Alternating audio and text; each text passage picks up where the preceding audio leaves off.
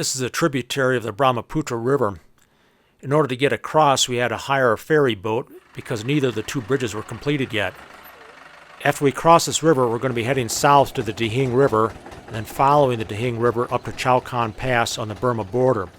I want to investigate another airplane crash that I've heard about in the border mountains. We're going to take the dugout canoe to the other side of the river and spend the night at my guide's house, and then the following morning we'll start trekking. Check out this sunset.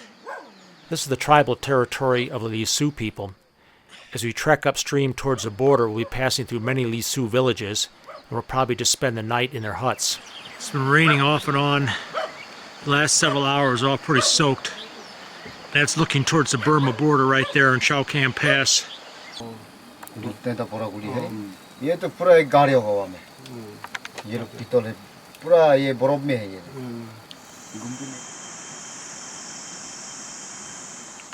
One afternoon we came across this camp deep in the jungle close to the Burma border. It appears to be a training camp for a guerrilla army, perhaps the Kachin Independence Army or KIA. This looks like a classroom and a lecture facility, and then there were a number of smaller huts, perhaps for sleeping in. We decided to camp out here that night and just hoped that none of the KA soldiers came back and caught us there.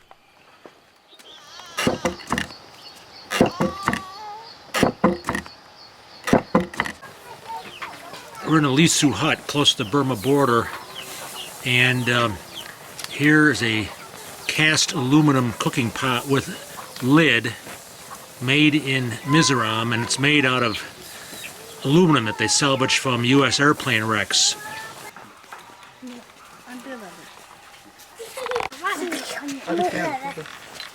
Here's a couple 50 caliber cartridges that he salvaged from the B-24 site. That's a couple days trek in the jungle above Gandhigram, and fabricated a gun to utilize 50 caliber rounds that he found in an old World War II U.S. aircraft.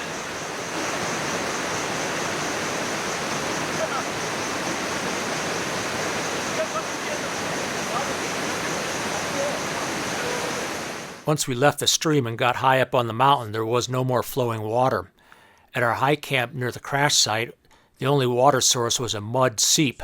We scooped out some holes which quickly filled full of water, and then we boiled that water for about 10 minutes in order to make it safe to drink.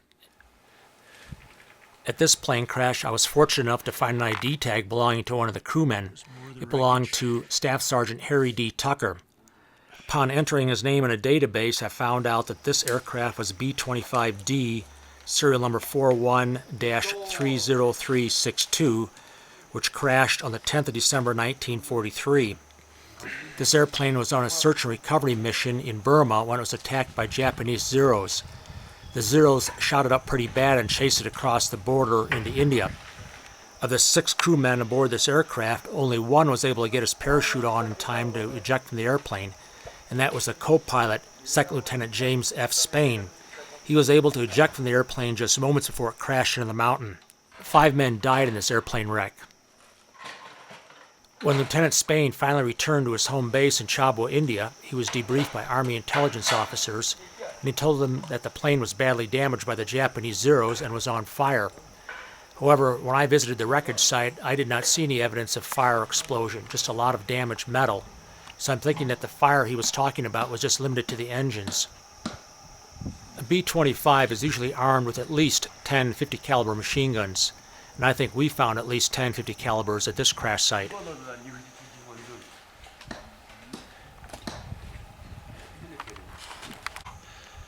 Here's one of the propellers. No evidence of burning or melting on either engines or propellers. And there's a great shot of one of the wings. You can still see the Army Air Force star.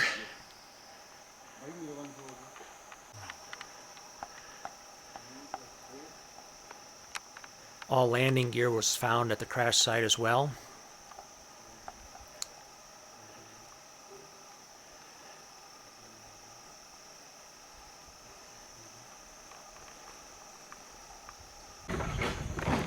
This is a good example of how well preserved the writing is on the metal, even though this plane has been laying on the mountain for almost 70 years. This remains of some of the radio gear.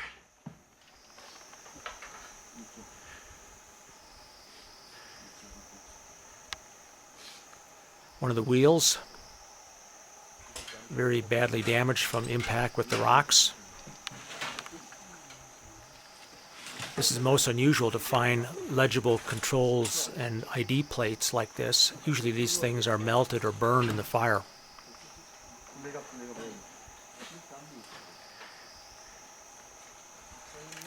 This is part of the compass, and this would have been on the control panel right in front of the pilot.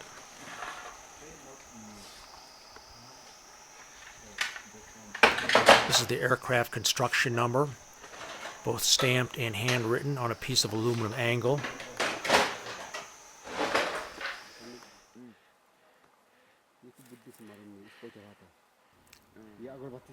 From the crash site, you can see the border mountains separating India from Burma. And these mountains are between 12 and 14,000 foot. I'll be returning to this area next year to reach some additional crash sites that I've heard about high on these mountains.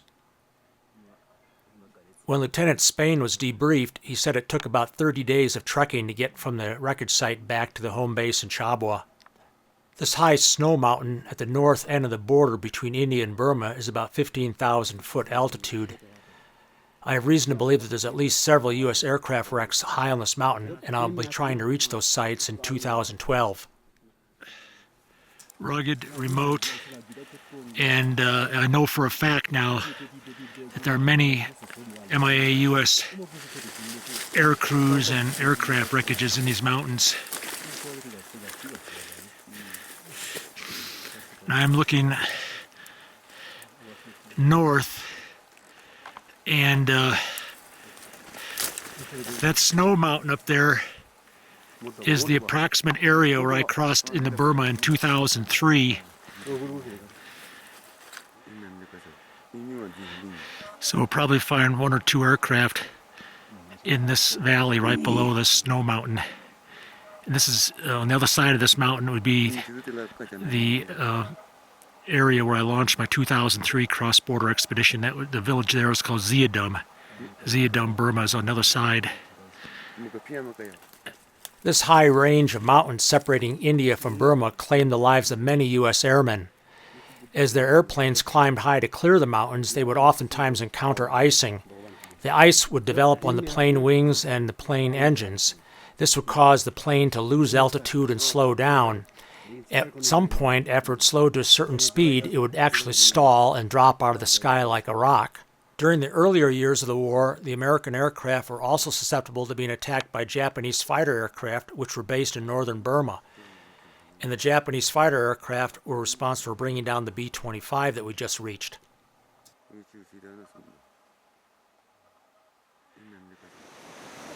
On our way back out from this B-25 crash site, we decided to test this cane bridge that goes across the river. It consists of two lines of rattan or cane stretched between trees on either side of the river. You support your waist in the hoop and then you pull yourself across with your hands.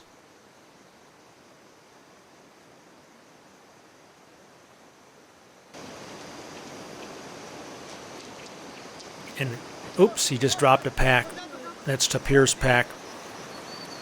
Tapir will be running in the river to grab that pack, hopefully. There he goes. And we've got... He wasn't real happy about that.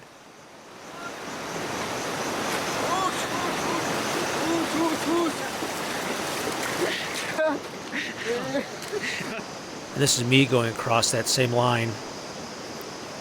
The line goes uphill on the far side, so it takes a little bit more effort to climb that uphill stretch.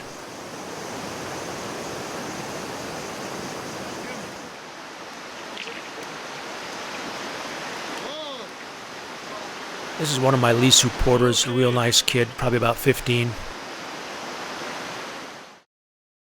These pots are made out of aluminum.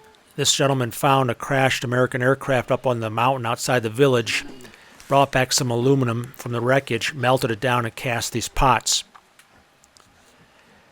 The Lisu hunter who brought down the scrap aluminum to make the pots told me that he had also recorded the aircraft serial number, and he wrote that in the borders of his Lisu English dictionary that he had in his backpack. I plan on returning to that crash site with him next year and identifying that airplane. Okay. Success.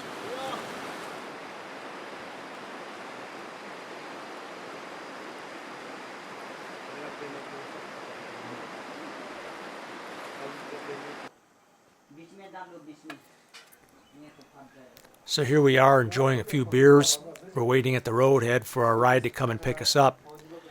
This wraps up my 2011 MIA recovery expedition in Northeast India. It was a very successful expedition, starting with the C-46 wreckage up north by the Tibet border, and then the B-25 wreckage that we just reached down near Chao Khan Pass on the Burma border.